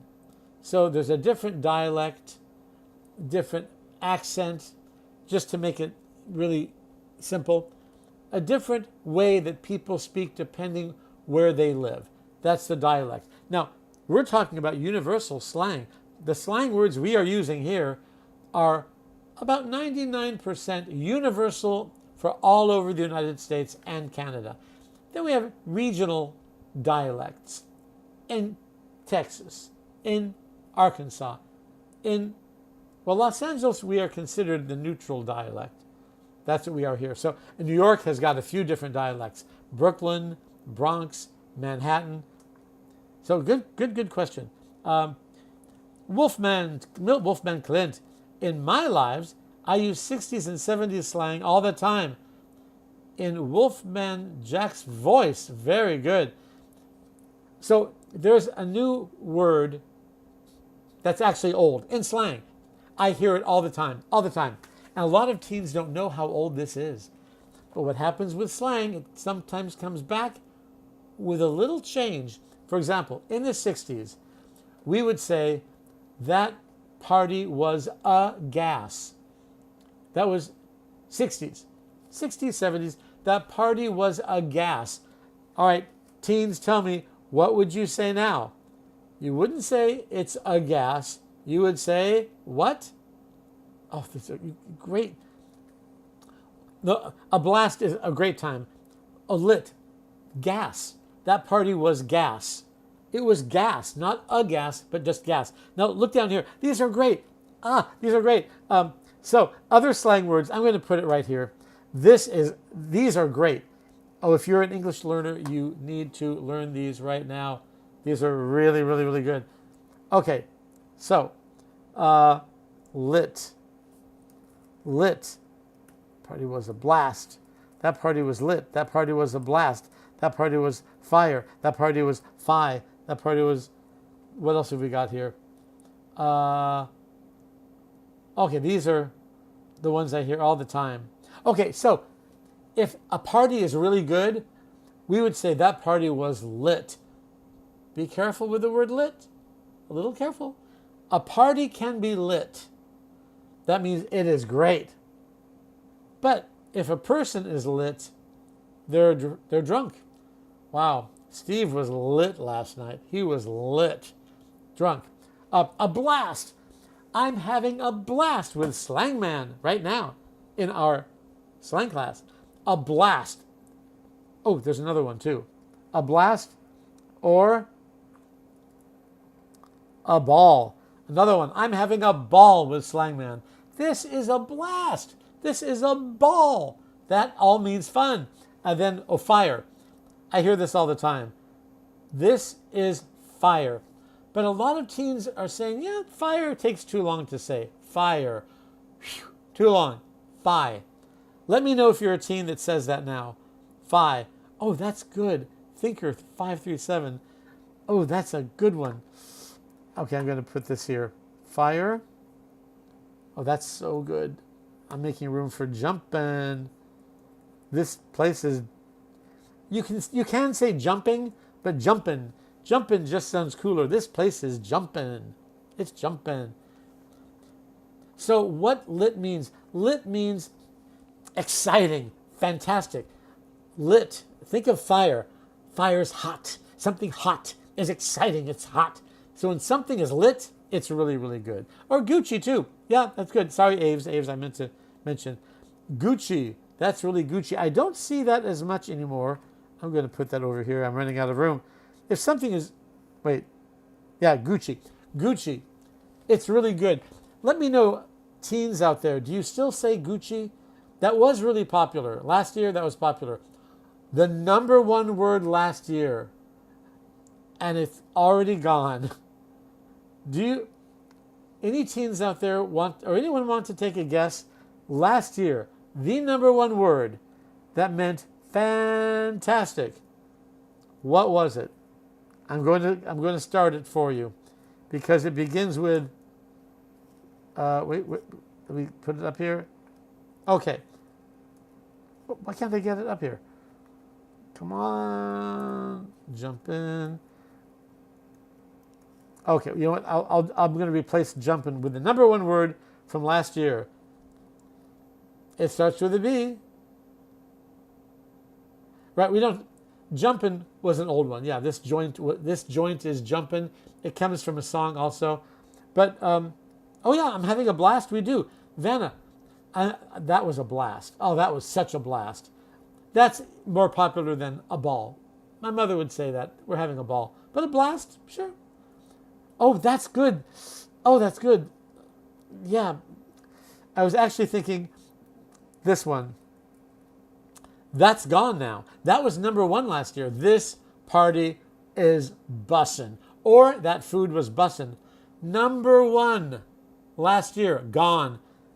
So most of the slang I talk about in all my books, it's slang that's been here for 50 years and will be here for another 50 years. It's the teens in this room that create this fantastic slang that comes in, comes out, goes in, goes out. Cheeky, I think slang is popular for certain periods of a generation. Yeah, some teen slang stays. It doesn't go away, and I don't know why. Why is it that fire is still here? That is fire. Why was bussin' number one, and now it's gone? I don't know why. Yeah, bussin's great. Hey, Cadence, welcome back. Was like a one-hit wonder for slang. Now I have to explain that. Okay, H2O just said something in slang. Here, okay, H2O. It's a good one. Look at your pin. A one-hit wonder. A hit is a song that is super popular. It can also be a performance that's very popular. A play, a movie. Anything that's really popular is a hit. It was a hit. A one hit means it was a hit for a moment, then it died. And we call that a one-hit wonder. It was a one-hit wonder. It came, it was great, we loved it, and then, like bussin' was a one-hit wonder. H2O, that's a good one. Really good. Wow.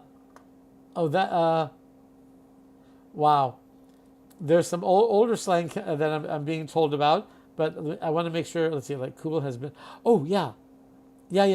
Cadence said something really important. Now, you'll see cool has been around forever. It's not going anywhere.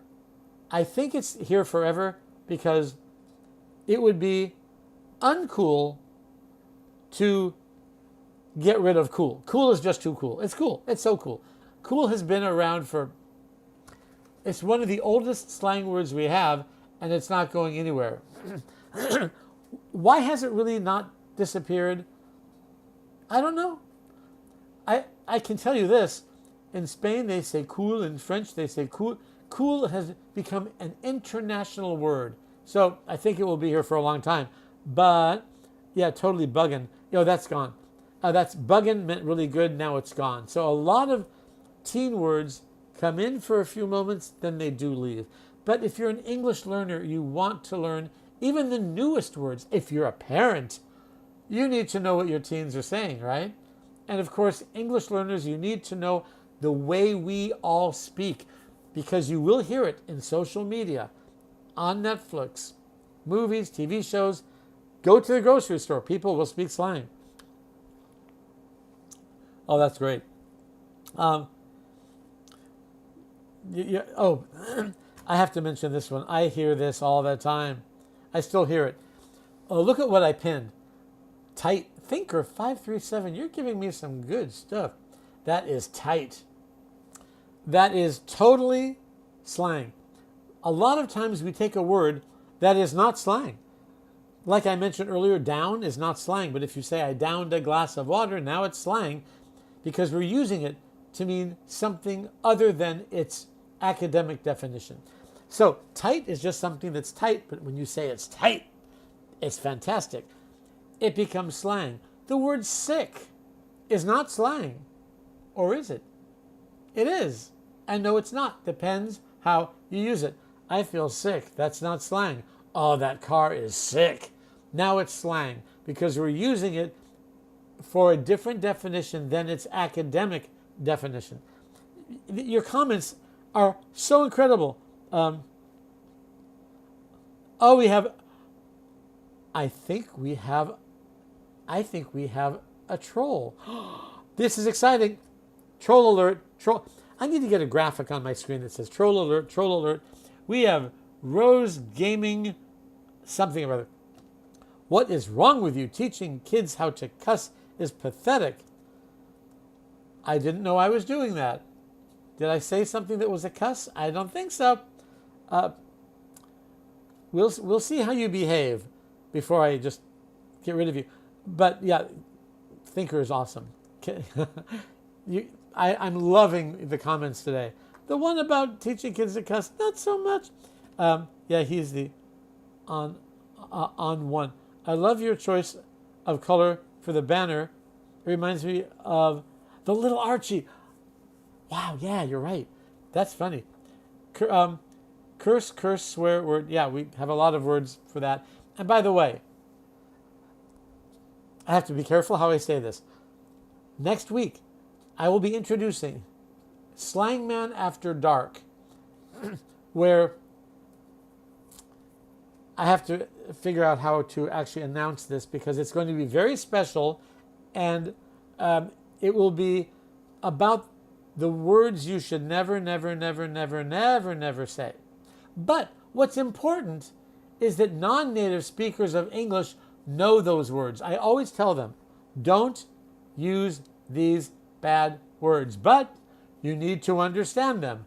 If someone says something insulting to you, you don't want to just respond with, thank you. No, you have to say, I don't like that. So that podcast, SLANGMAN After Dark, we'll be talking about that. Gucci, yeah, Gucci, yes, G4R, Gucci like the brand. That's Gucci. It used to mean, I haven't heard that used for a long time. That's Gucci. It used to mean, that's fantastic. That's really, really cool. All right, let's take a look at another one here. Some more slang. And if you're just joining us, welcome to the slang class with author, Slangman David Burke. I've written books on slang.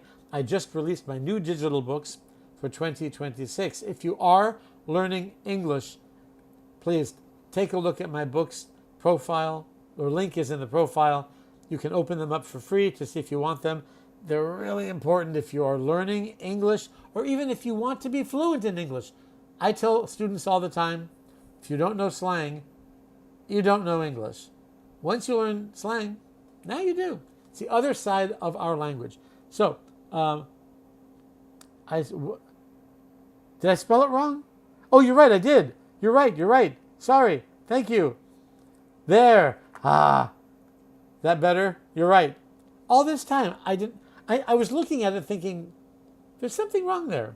Something's not right. Gucci, because Italian. The I after the C is ch. Okay, let's take a look at the next one. Okay, I just heard this yesterday, and I put it here because I don't think it's not standard English, but it's English we all understand. Thanks, Gage. I appreciate that. Yeah, keep after me if I make a mistake here. I want to know. Okay, so in standard English, we would say we are having a very full day of activities. Well, there's nothing wrong with that. That's English. That's fine. But it's kind of boring. It's not street speak. Street speak is colorful. That's why it's in all those colors. So in street speak, we would say we are having a jam-packed day. I just heard it yesterday on a TV show. If you jam something, it means you force something into like a bag, jamming all the groceries into a bag. You're pushing them all in. So if it's jam-packed, it's really packed. A jam-packed day means a day where you're doing a lot of different things. I would love to have lunch with you today, but I can't. I have a jam-packed day. Really popular slang. Oh, that's funny. Woodbury, are you going to make me now have to explain that? Okay, I will, because that was a really good slangy thing you said. Okay, I'm pinning something else. Now, this is something that you would only understand if you follow me, SLANGMAN. So, Wookberry67 said, jam-packed like PB&J? Now, that's totally English to me. I completely understand that. Now, let me make sure you understand it. Only a native speaker of English, not even a native speaker, you need to live in the United States for this. A PB&J is our #1 sandwich for kids. PB, and adults too. In fact, I might just have one tonight. A PB&J is, I'm writing this down, peanut, here, I'm going to pin that too, peanut butter and jelly. I'm going to pin that right now. I'm curious, for those of you from another country, does that sound strange to you, or does it sound delicious? Because as an American who grew up with PB&Js, peanut butter and jelly, and by the way, you'll notice that Woo, I'll call you Woo, Wookberry, he wrote down PB&J, because when we say peanut butter and jelly, we always say peanut butter and jelly. We don't say peanut butter and. We rarely say and. We say peanut butter and jelly. Peanut butter and jelly. That's how we say it, peanut butter and jelly. Is that something strange? Tell me, if you're from another country, does a PB&J, peanut butter and jelly, does that sound strange or does it sound good? Because it is that one sandwich that unites us. You live in Indonesia, right? Indonesia. So that sounds strange. I love that you said that, because for us, that is so normal. PB&J. You will hear PB&J at some point in the United States. PB&J is so good, really good. If you ever come to Los Angeles, I would like to get you a PB&J. I want to see your expression. It would probably be, wow, that's so good. It's like a dessert, nice and sweet. Loretta, that why I don't understand when you talk. Right, PB&J. That's why it's so hard to understand. And Lorena, you are following me, right? I think you're a follower. Make sure you're following me. You'll never forget the taste of a good PB&J. But here's the thing, and that's slang for here's the most important part.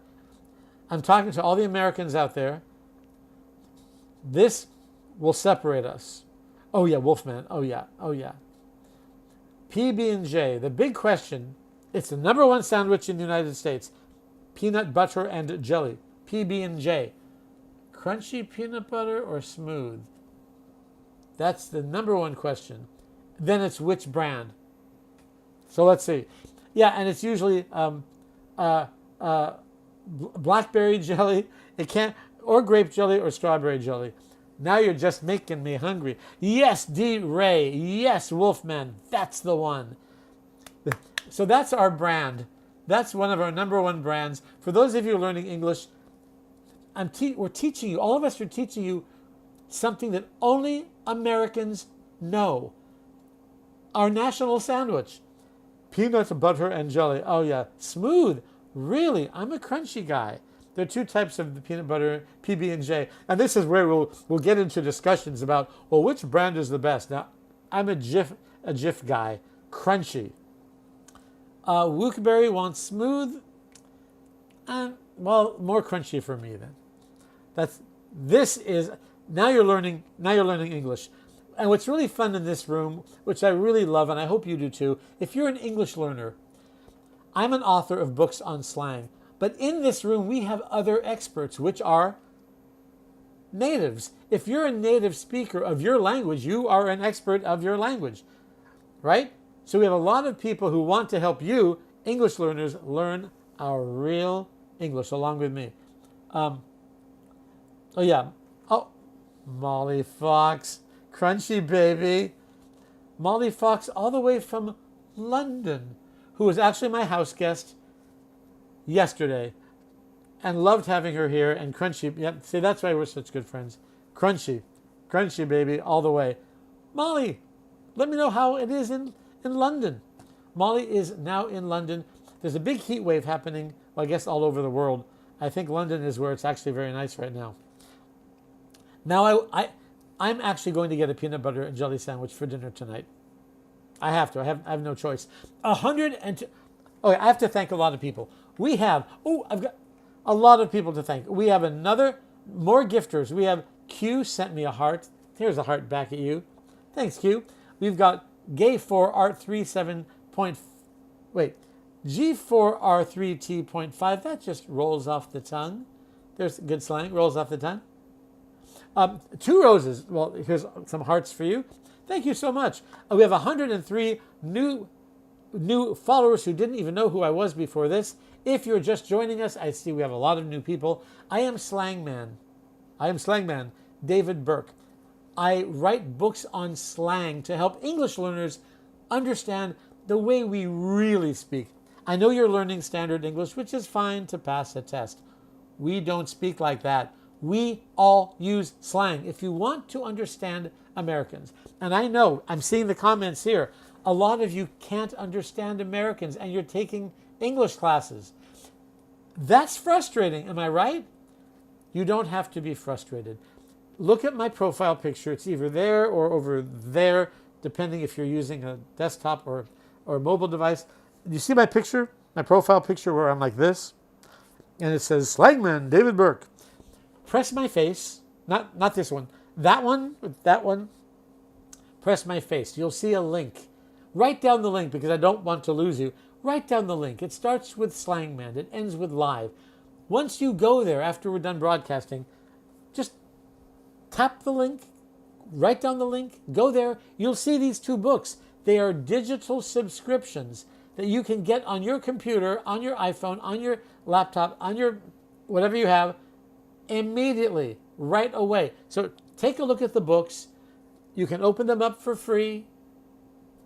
And then I hope you'll purchase this subscription. They're monthly subscriptions. They only cost as much as a latte, or 2 lattes for the month. And you can get them each month. They're multimedia, dialogues, 79 tracks of audio programs. You must hear us speak in order to understand us. And I will teach you how we speak with audio programs and videos that update on a daily basis. And that's street speak. Everyday slang used by everyone. And then we have BizSpeak, which is the slang you will hear in any American workplace. So I hope you'll check those out. Take a look at those. Let me get rid of those covers for you. Oh, great. I want to get a copy of your books. Let me know if you have any questions at all. Zé Ramundo, Brazil. Bom dia. Take a look. Did you hear what I said? If you didn't DM me, just look at my profile picture, tap it, and you'll see a link. They're digital subscriptions, and they don't cost a lot of money. You spend so much money on English books, on English that we do not use. Yes, it will help you pass a test, the standard English, but we don't use that. So, have you ever heard the slang Molly? And we have Molly with us. I'm scared to say that because I don't know it. I don't know what you're saying. Thinker537. I don't know what that means. My friend Molly, have you heard of that before? Let me know. Don later. I'm with J Forest English. Not sure what you're trying to tell me. Oh, and again, I am called SLANGMAN. I have to emphasize that. Here's what happened on CNN. Can I tell you something? When they introduced me on CNN Live, a few of you know this story. That's why I emphasize I am called SLANGMAN. On CNN, national, live news, they told the reporter, the host, about me. They even gave him one of my books and said, your next guest is SLANGMAN. He misunderstood. And here's how he introduced me. And now we have a very interesting guest with us, an author called SLIMEman. He writes books on slime. Okay, slime, like a snail. When a snail walks, that gooey yuck behind the snail, that's slime. He introduced me as SLIMEman. I'm SLANGMAN. So and he was so excited to meet an author of books on slime. So there I am on national CNN having to explain to this host, I'm sorry, I'm not SLIMEman. I don't write books on slime. I'm SLANGMAN. I write books on slang. And he said, slang? Okay, what about it? So that's why I want to be sure. If you're looking for SLIMEman, you're in the wrong room. Swipe. If you're looking for SLANGMAN and you want to learn real slang, great. Due to repeated, I just got some warning about something. I don't know what just happened. Okay, one moment. Yeah, something very bizarre has happened. It said that gifting is now suspended because I said something wrong. And that does happen a lot when I'm teaching slang. There was an expression that got me in trouble a few days ago that I used here. There's a really popular expression that we use in America in English. You're pulling my, and then that part of your lower extremity, that called the leg. See, I separated it. I didn't say it in one sentence. And that got me in trouble for some reason. So anyway, I have to be very careful. That's why when you write something to me, I have to always read it to be sure I'm not saying anything wrong. Okay. Okay, I think everything is okay now. Okay, great. Okay. Oh, really, D. Ray? Really? Maybe you're right. I'm not sure. You could be right. All right, well, let's take a look at something. Okay, I love this one because everyone who speaks English knows what this is. I'm going scuba diving today. Now, do you have any idea, for those of you who are native speakers, why would I put that on there? Oh, thanks, Booty. Thank you. Okay, but why? Why did I write that here? Why is that an interesting one to me? Because there's something about it that not a lot of people realize. I'm going scuba diving today. Scuba diving is where you put on, yes it is. You put on this tank of air and you go underwater. This is not a word. Scuba diving. It is not a word. Okay, Wilkeberry 67. What is it? It's not really linguistically an abbreviation. An abbreviation is like short for, like etc., etc. Yes, you're getting close. Very good. It's called an acronym. An acronym is where each letter represents a word. Yes, Thinker 537 wins. Yes, it's part of a bigger word. I'm going to pin that. Here we go. Pin. It is a self-contained underwater breathing apparatus. I love that because a lot of native speakers I don't think know what that means. How about this one? I'm going to give you one more. I find this a really interesting one. I went, in fact, I did this last week. I went to a laser show. A laser show. I think all of us know what a laser is. But did you know that that is also an acronym? Did you know before you looked it up? Did you know? Did you know? A laser is, yes, it is. Are you ready for this? Light amplification by stimulated emission. Okay, now it's gone. Here, wait. I just have to delete this so I have some more room. This is a big one. Light amplification by stimulated emission of radiation. That is an acronym. That's laser. Light amplification by stimulated emission. Light amplification by stimulated emission of radiation. So in everyday English, we try to make things a lot shorter, and that's what slang means. The S in slang means short, and lang is language. Okay, let's take a look. And you might be right also, D. Ray. Maybe that word I used is considered off limits or something. Wait, something's falling down. Let me just move my screen up a little bit. There, now you can see it a little better. Okay, so maybe that was a word that the platform didn't like. We'll see. I just appealed it, so we'll see. I want to just buy the books. I don't want to sign monthly. Oh, if you want the actual physical books, is that what you mean?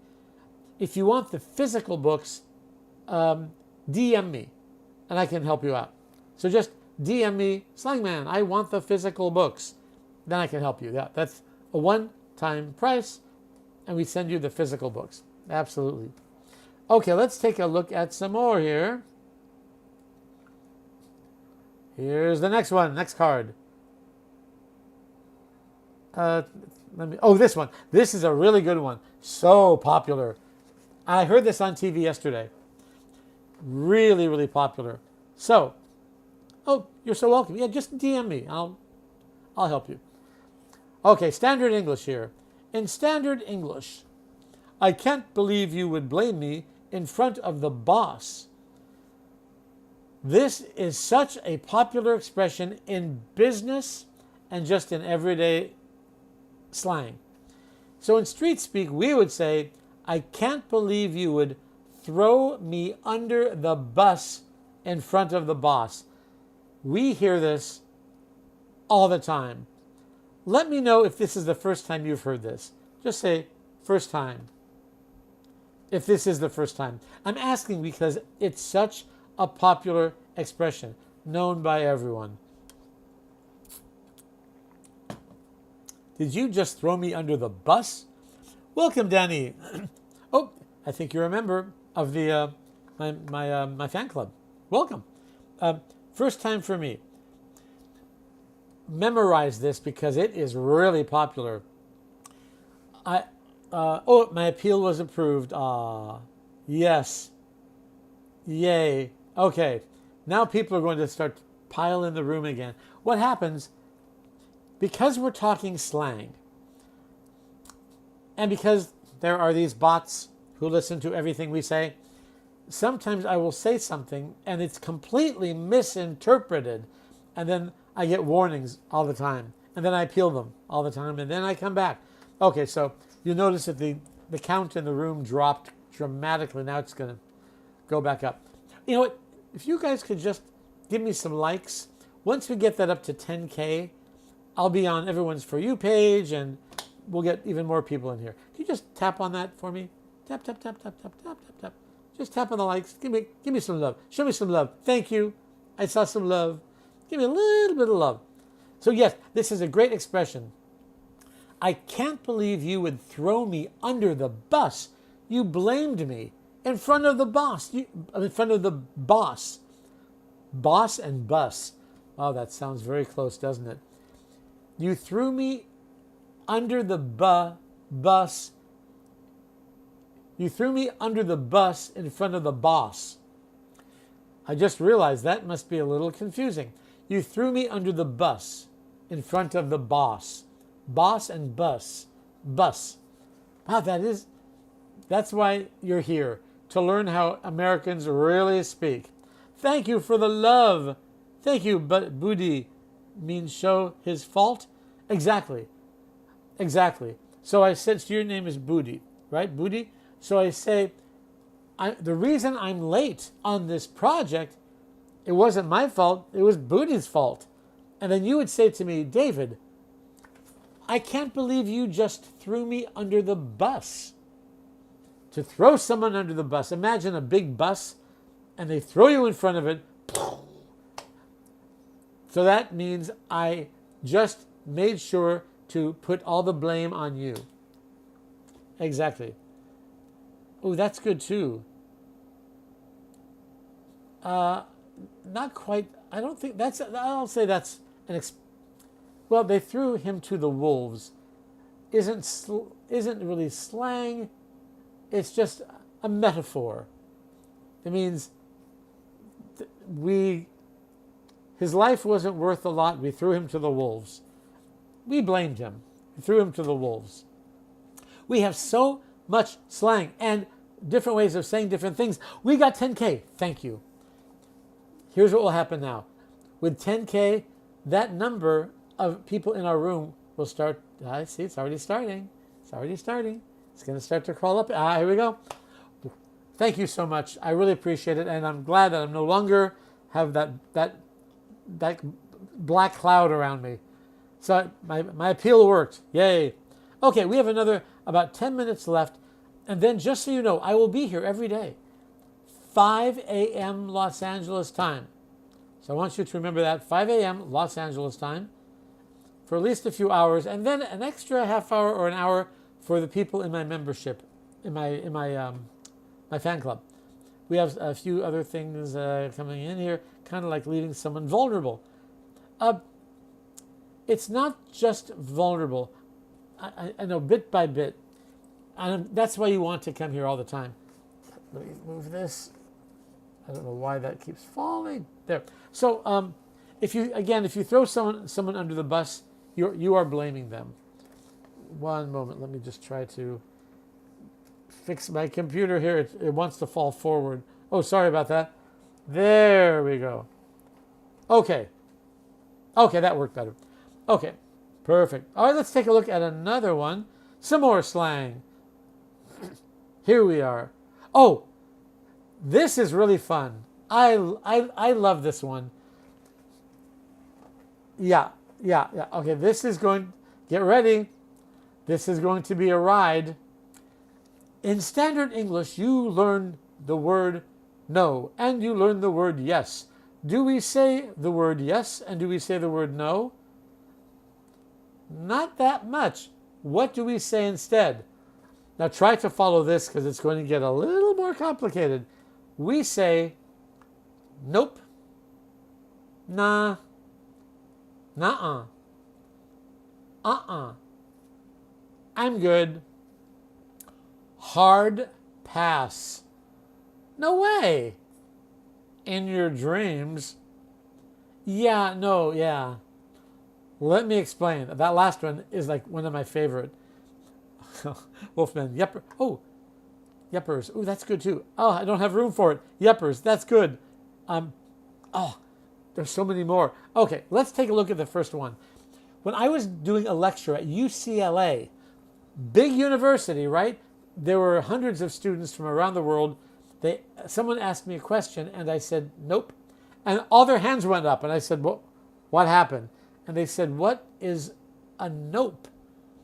It's so normal for me to say nope instead of no that I didn't realize that's really slang. So if you want to say no, you would say one of these, nope.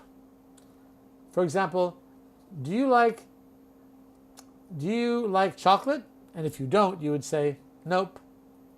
Oh, or you might say nah, or nuh-uh. Very popular, nuh-uh. Or uh-uh. Uh-uh. Uh-uh is different from uh-huh. Do you hear the difference? Uh-uh. Uh-huh. Completely different. Uh-uh. I'm good. This is so popular. Would you like to invite Nancy to our party? I'm good. It means no. I would not like to invite Nancy to the party. It means I feel fine how things are right now. No changes are necessary. I'm good. Hard pass. I hear this often. And booty, it's N-O-P-E. Nope. N-O-P-E. Nope. Hard pass means absolutely not. No. Nope. Oh, that's another one. I forgot to put that in there. Okay, listen very carefully to this, okay? Is no. Means that's delicious. Did you hear the difference? Is no. But means that's delicious. Welcome to Street Speak. This is how we all speak. I hope you could understand that. Yeah, no, yeah must be confusing to non-native speakers. Yes, AJ, let's talk about that right now. Okay, of course, no way means no. Absolutely not. No way. In your dreams just means you're only going to get that desire of yours in your dreams. It's never going to happen in your dreams. But let's talk about that last one. I love Spider Gab. Yay. My buddy, Spider Gab's back. Yay. And you have full access now as a moderator too, by the way, right? You should. Okay, let's look at that last one. This is confusing. And I have a friend who says this all the time.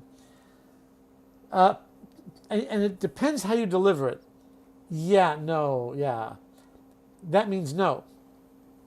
But if you said, yeah, no, yeah, that means yes. Let me do that one more time because it is really confusing. Welcome to one of the most confusing parts of our slang. And it's popular.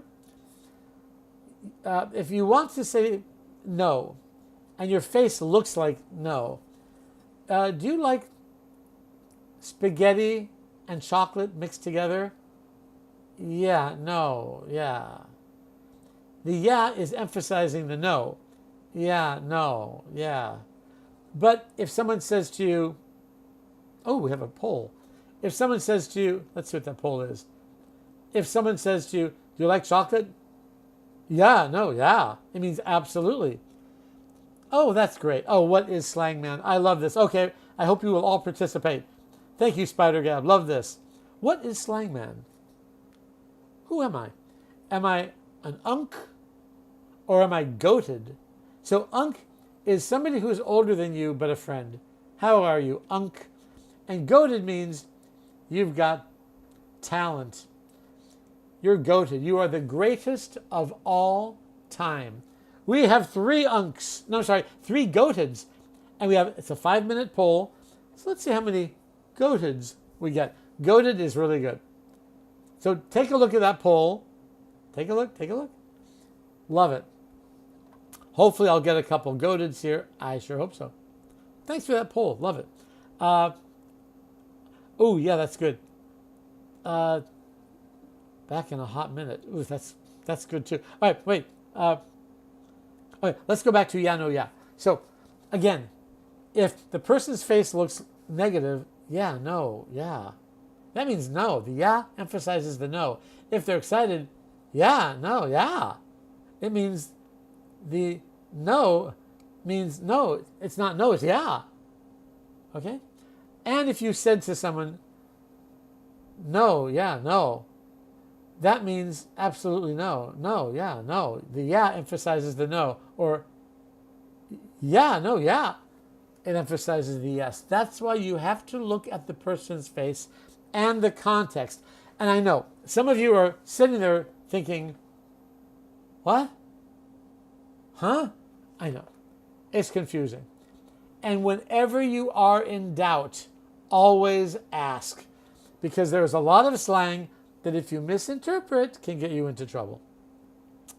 Wow, that's great. I love that poll. Great poll. Okay, let's take a look at the next one. We just talked about no. Now let's talk about yes. Ready for this one? Here we go. Instead of just saying yes, that's very academic, very standard. Okay, we all understand yes. But we also say yeah, yep, yep, uh-huh. So uh-huh is the opposite of uh-uh. Uh-uh, uh-huh. For sure. But we don't say for. And we don't say sure. In everyday English, we pronounce for sure as for sure. For sure. For sure. You will hear that probably within your first hour of being in the United States. For sure. And sure thing, sure thing, sure thing. Can you come in early tomorrow? Sure thing. Sure thing means yes. Sure thing. Oh, another one. This is a good one. You betcha. This is oh, you even said for sure. Yes, you're one step ahead of me. Oh, yeah, bet's good. Oof, there are a lot of good ones here. So, you betcha. Again, we typically tell English learners you can reduce you to ya if you want. You don't have to, but get ready for it because people will use it. So when it comes to you betcha, you can't say you bet you. That does not mean anything. You bet you. Huh? But if you say you betcha, we will all understand you. That is how you must say absolutely. You can bet on it. It's that definite. You betcha. And I'm down. This is another one where you have to look at the face and the context. If I said to you, I'm down, it means I'm really sad. If I said to you, I'm down, that means, yeah, let's do this. I'm excited, yes. And say less has become very, very popular. I think it became really popular a few years ago. Say less. It's if someone says something to you like, why don't we go to the beach today? Say less. It means, yes, absolutely. You don't even need to say any more. I'm already saying, yes, I'm down. Let's do this. Say less. It's become very popular. Oh, word.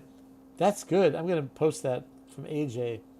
That's good. Oh, Jack, that's good. We've got a lot of we've got a lot of good ones. Word means your word is correct. Word. I hear that often. That's correct. Word. And what was it? Oh, I'm in. I'm down. I'm in. Oh, yeah. Okay. Wookberry says this. Yeah, that's popular. I'm in. It's a way to say include me in or count me in. I'm in. Let's do this. I'm in. Let's do it. Fantastic. Okay. We got time for one more. And then I will be back tomorrow for more slang. Okay, we should have added this to our last list like a half hour ago. Are you ready to leave? That is standard English. Are you ready to leave? But how many ways do we have to say leave? You all need to watch your screen now on the bottom because people will be mentioning a lot of slang ways to say leave. Here we go. From JG, let's bounce. Are you ready to roll? Are you ready to bounce? Really popular. Another way to say leave. Oh, I'm out. I have to leave. I'm out. Let's ride. That means we're going to ride. Like in the cowboy days with the stagecoach, we're going to ride. Let's ride. Let's dip. Spider Gab, you never let me down. Spider Gab says, let's dip. We mentioned that earlier. Wookberry, I'm going to get out. Wow, that's really hard. So we'll just say, I'm going to get out. I'm going to get out. Which is, I am going to get out. I'm going to get out. Hitting it. Yeah, AJ, I'm hitting it, meaning I'm going to hit the road, which is the longer version of it. Remember, we keep making all these expressions as short as we can. Oh, I'm cutting bait. That's good. Ah, that's great. To cut bait means to quit. To cut bait. Bait is what is on the end of your fishing line, is bait, like that worm. If you cut it, I'm cutting bait. I'm letting it go, or I'm letting myself go. I'm leaving. I'm cutting bait. Heading out. Heading out, I think what JG just said, I think it came from when babies are born. It's head out. They're leaving the mother. So I'm going to head out. I'm going to leave. Could I use it in an online meeting? Gyro, which one? Which one? I need you to be specific. Which one are you asking about, Gyro or Jairo? I'm a call it. Oh yeah, I'm a call it means I'm going to call it a day. I'm going to call it a day. When you're at work and you say, I'm calling it a day, it means I'm going to announce that the day is over. I'm calling it a day. I'm about to run. Yeah, run, to run. And we use it to mean to leave. Are you ready to roll? Oh, are you ready to roll? And you ask online meeting, are you ready to roll? Well, it means, so are you ready to leave? You could for sure use it with people that you know well. Should we roll? For example, if you're with a group of people and you're going to a restaurant and it's getting late, your reservations are for 8 o'clock. So at 10 minutes to 8, you would say, I think we better roll. So roll comes from the action of your car and the tires, the wheels. You're rolling. So I think we need to roll. Let's roll. And it's informal, casual, and you can use that with anyone. Let's roll. That's a really good way you'd use it. Dip is so incredibly popular. Okay, so I want you guys to remember this. Starting tomorrow, I, Slangman David Burke, author of books on slang, and make sure, because we're about to wrap this up, which is slang for end it. We are going to wrap it up like you do to a gift. We're going to wrap this up, end it. But before I leave, I will be back tomorrow. So write this down, memorize it. Tomorrow, every day at 5 a.m. Los Angeles time, I will be here. And everything is going to grow. The membership area is growing. Everything is growing. I'm adding more perks, more exciting things to it. Tomorrow, 5 a.m. Los Angeles time. So look that up and see what time that is for you in your area. If you want to see my books and get the digital subscriptions, those are the ones where the videos will update every day. Check out my profile right there. You see that face where it says Slangman David Burke. Check out the profile pic. Tap that. You'll see a link. There's an arrow pointing to it. Go to the link when we're done here. Go to the link. Write it down. Write down the name of the link. Go to that link. It will say, look inside. Look inside Street Speak 1. Or scroll to BizSpeak 1. Look inside that. And I hope you will consider getting the subscriptions, because if you want to learn English and really understand us, understand natives, you need to know our slang. It's just not possible to understand us without knowing our real language, right? And the real language is slang. It is not standard English. It's slang. So check those out. Thank you so much for being with me. Look for me tomorrow. DM me if you have any questions. You should be able to open up all the books. Any questions, you let me know. I'll see you guys tomorrow for more slang with Slangman. So now I'm going to dip. I'm a dip. I'm a dip. Thank you for being with me. See you tomorrow. Everyone, take care. Bye for now.